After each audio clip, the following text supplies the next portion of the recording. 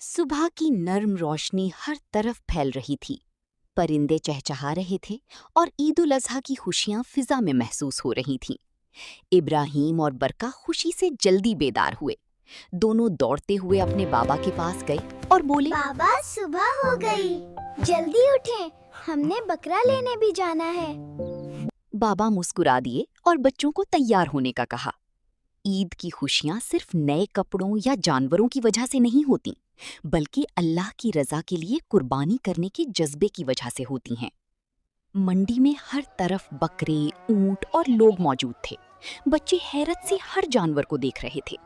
अचानक एक खूबसूरत सफेद बकरा बच्चों की नजर में आया। उसकी सफेद नर्म ऊन, चमकती आंखें और खूबसूरत शक्ल देखकर दोनों खुश हो गए। बच्चे बोले, बाबा, ये बकरा कितना प्यारा है, हमें ये बकरा चाहिए। बाबा मुस्कुराकर बकरे के मालिक के पास गए। बाबा बोले, भाई मुनासिब रेट लगाएं, अल्लाह के रास्ते में कुर्बान करना है। कुछ देर बातचीत के बाद सौदा तय हो गया। अब ये बकरा हमारा हो गया। जब नीयत अच्छी हो तो दिल में सुकून और खुशी खुद ब खुद आ जाती है।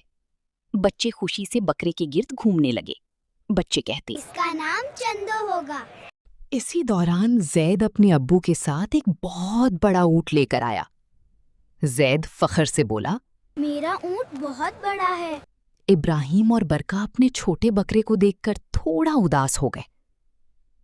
बरका आहिस्ता से, हमारा चंदू तो बहुत छोटा है। इब्राहिम बोले, शायद हमारा जानवर अच्छा नहीं।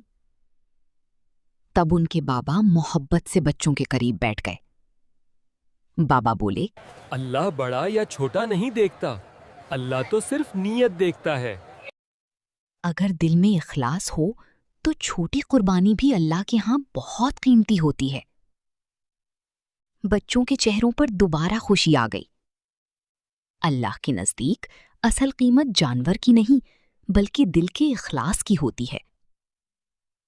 बच्चे खुशी खुशी चंदू को घर ले आए। वो उसे पानी पिलाते, प्यार करते और उसके साथ खेलते रहे। इब्राहिम अचानक बोला, आओ हम सब मिलकर चंदों के साथ एक तस्वीर बनाते हैं, ताकि सब देखें हमारा बकरा कितना प्यारा है। बाबा ने नरमी से मोबाइल नीचे कर दिया।